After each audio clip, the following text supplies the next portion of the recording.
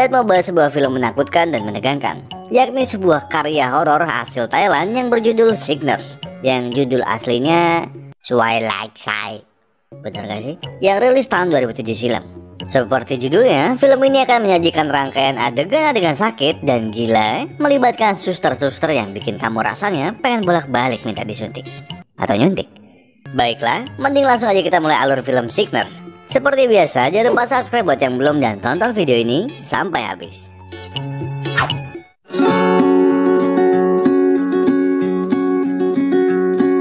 Di awal film, kita diperlihatkan adegan segerombolan gadis-gadis yang memiting seekor gadis lain. Si gadis yang dikeroyok mengancam akan melaporkan mereka menjual mayat pasien ke black market. Para gadis suster lalu menahannya di atas ranjang pasien. Si gadis malang lalu ditusuk sampai mati. Lalu terlihat seorang dokter menelpon kliennya yang hendak membeli mayat. Sementara 4 orang suster yang membersihkan mayat tersebut dan 2 orang suster lagi berdiri dengan tampak shock. 7 hari kemudian, terlihat sang dokter menelpon kliennya yang tidak mengambil mayatnya sesuai perjanjian. Lalu si dokter melihat foto gadis yang dibunuh kemarin dan ia teringat masa lalu. Rupanya gadis bernama Tahwan tersebut ingin menikah dengan si dokter. Kemudian datang Nuk, adik Tahwan yang juga berprofesi sebagai suster di sana. Baju suster macam apa ini? Jadi pengen sakit saya rasanya. Di depan telepon umum, si dokter memasang foto Nuk sebagai wallpaper HP-nya. Kemudian, sang dokter kembali masuk dalam gedung dan menerima penghargaan sebagai dokter terbaik tahun itu. Sementara itu di rumah sakit, para suster sedang asik nongkrong. Di sana ada Aim yang maniak dadan, Jo yang hobi ngelepeh makanan, Jim si bengis hobi olahraga, Nuk si pelakor, serta Am dan Orn, pasangan suster les biola yang hobi adu serabi lempit. Malamnya, karena Kismin dan gak mampu membeli perhiasan asli, Aim menggunting foto perhiasan dari majalah dan memakainya agar terlihat cantik. Tapi tiba-tiba ada yang mencolek leher jenjang Ae dari belakang. Tak peduli dengan hal ini, Ae lanjut memasang gambar anting mewah ke kupingnya. Tapi antingnya nyelip. Terus rogoh yang dalam. Selesai memasang perhiasan super duper KW, Ae pun ngaca dan bergaya. Tapi tiba-tiba ada yang menggerayangi pipi mulusnya. Ae pun kaget kala sosok mengerikan keluar dari dalam tasnya dan merayap mendekatinya. Tapi waktu Ae mau ambil gunting, sosok itu lenyap. Ae langsung lari ke lorong rumah sakit dan menggenggam sebuah batang besi. Dan pegangannya sulit lepas. Saya paham mbak, kalau udah megang batang emang susah lepasnya. Seketika Ae melihat sosok Tahwan yang berubah menjadi demit serba gelap yang mencekik dirinya. Sementara itu di ruangan para suster, Am dan On si kembar les biola lagi asik main poame-ame. Iya saya gak ngerti kenapa. Jo si suster tukang lepeh makanan kemudian ngintip Yim si suster bengis hobi olahraga yang lagi cosplay jadi codot.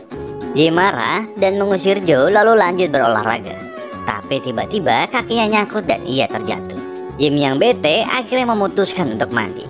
Nah, spesial buat kalian para penonton setia, habis ini saya akan menunjukkan adegan mandi full tanpa sensor. Dan Yim pun mandi sambil basah, masih menggunakan celana gemes dan tank top. Ngopo mbak, nek mandi kan dilepas bajunya. Ya sudahlah. Yim lalu memijit botol sampo dan keluar maksud saya rambut dari samponya.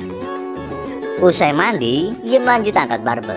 Tapi seketika, barbelnya melayang sendiri dan menyerang dirinya.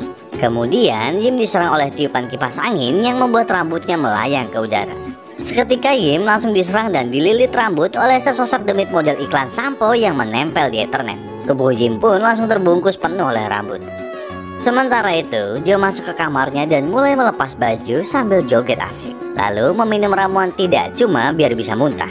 Jo kemudian pergi kamar mandi untuk membersihkan mulutnya. Tapi ada tangan yang ketinggalan. Waktu Jo lagi asik sikat gigi, tiba-tiba di belakangnya muncul sosok demit yang perlahan naik-naik ke atas dinding. Jo pun langsung dipaksa sikat gigi oleh si demit. Pas Jo kabur keluar, tiba-tiba tangannya menghitam layaknya lagi haki. Tangan Jo yang kesurupan langsung menjambak rambutnya sendiri dan membuatnya terjatuh. Sementara itu, si dokter rupanya masih ada di telepon umum. Pas mau nyebat, tiba-tiba dia teringat masa lalunya bersama sobat karibnya yang bernama Tuangit. Si dokter dan Tuangit ini cukup akrab, sampai mandi aja barengan. Kayaknya nggak gitu definisi dari kata akrab. Kemudian si dokter membuka bagasi mobilnya, yang rupanya menjadi tempat penyimpanan mayat Tahwan yang diawetkan dengan es batu. Di rumah sakit, Nuk pergi ke toilet dan memperlihatkan sebatang tespek. Rupanya, Nuk hamil. Pas Nuk balik ke ruangan para suster, Nuk kaget melihat si kembar lesbiola yang tangannya hitam dan nempel ke meja. Sementara di sofa terlihat demi Tahwan berpose dengan santuy. Nuk pun memilih kabur ke kamar mayat. Sungguh sebuah pilihan yang amat bijaksana. Seketika kita diperlihatkan flashback. Waktu itu Tahwan berniat main petak umpet dan ngagetin si dokter dengan berpura-pura jadi mayat.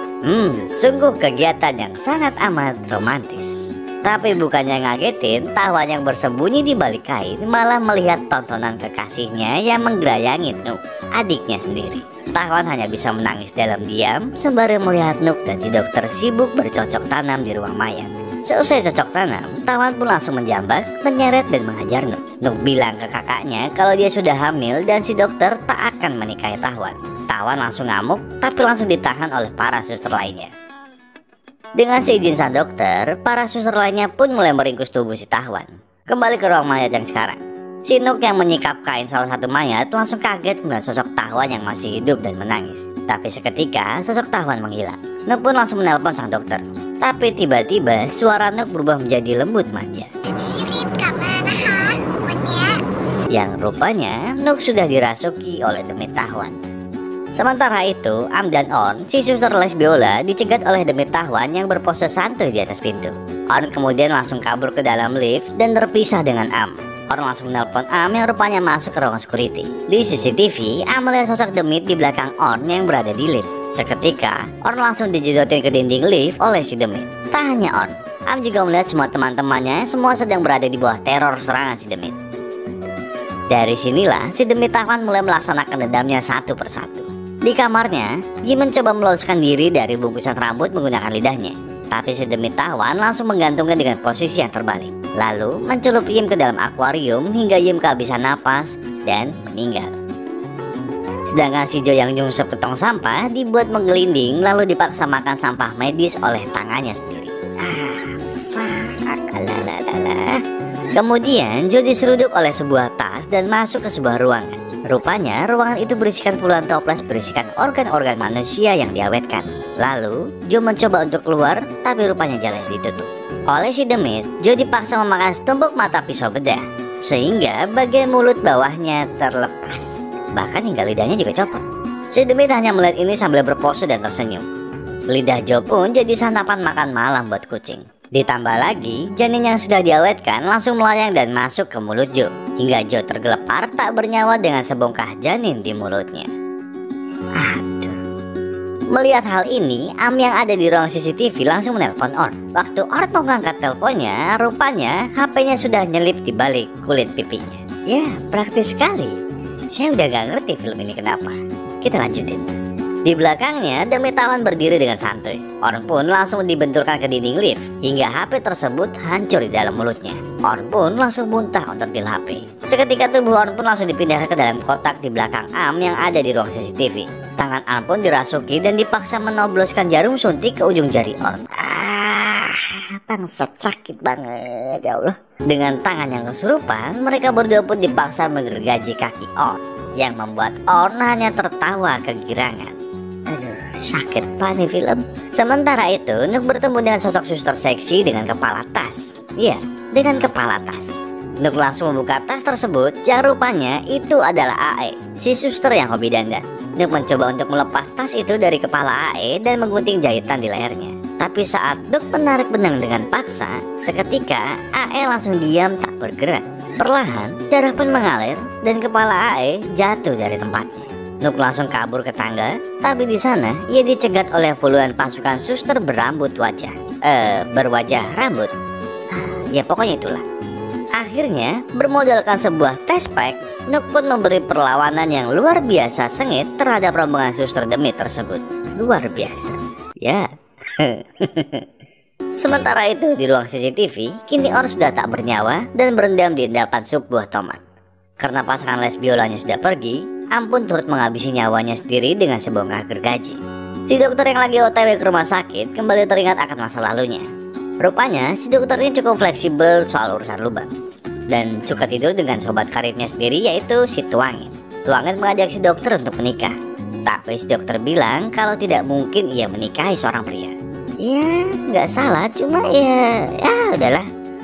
Di rumah sakit, Nuk pun sudah berhasil mengalahkan pasukan Suster Demit dengan tes pack dan lari keluar rumah sakit. Tapi di lapangan jemuran rumah sakit, Nuk kembali diteror oleh si Demit Tahwan hingga Nuk terjerembab. Nuk mencoba untuk memohon belas kasihan karena dirinya mengandung seekor anak. Tapi Demit Tahwan hanya memandanginya dengan tatapan bengis. Perut Nuk pun langsung ditusuk menggunakan pasak jemuran oleh si Demit. Hingga akhirnya lambang rumah sakit jatuh dan menggelinding melindas tubuh Nuk yang telentang tak berdaya. Setelah itu kita diperlihatkan flashback lagi. Rupanya dulu semua suster korban Demit ini pernah jadi korban cinta si dokter fuckboy. Dari si On yang diyakinkan bahwa pipinya mulus dan cantik, si Ae yang dimanjakan dengan barang-barang bermerek, si Yim yang disemangati untuk berolahraga agar tubuhnya makin kencang, hingga si Jo yang digoda dengan makanan. Semua suster tersebut disantap keindahan tubuhnya oleh si dokter dengan memanfaatkan obsesinya masing-masing. Tak lama kemudian terlihat sang dokter menggotong mayat Tahwan ke rumah sakit. Tapi tiba-tiba di ujung lorong ia melihat Tahwan yang menggunakan baju pengantin. Tahwan perlahan berjalan ke arah si dokter sembari meneteskan darah. Di sini diperlihatkan bahwa rupanya Tahwan dulu menjalani operasi kelamin. Ternyata Tahwan adalah tuangit yang operasi kelamin agar bisa menikah dengan si dokter. Bahkan selesai operasi, si dokter dipaksa meraba rudalnya yang sudah berevolusi menjadi serabi lempit. Oh ya, pantas kebanyakan pose. Oh ya, Demitnya mas-mas KW kok. Mbak, maksud saya Mas, Ses, kita panggil Ses. Ses Tahwan pun langsung menekan tubuh sang dokter ke dinding dan memaksa untuk dikawini. Ya. Tapi seketika Nuk datang membawa sebongkah korek. Rupanya Nuk gagal mati waktu tertimpa lambang rumah sakit karena berhasil menghindar. Nuk langsung membakar jasad Tahwan sehingga Demit Tahwan langsung lenyap ke dalam endapan jus tomat.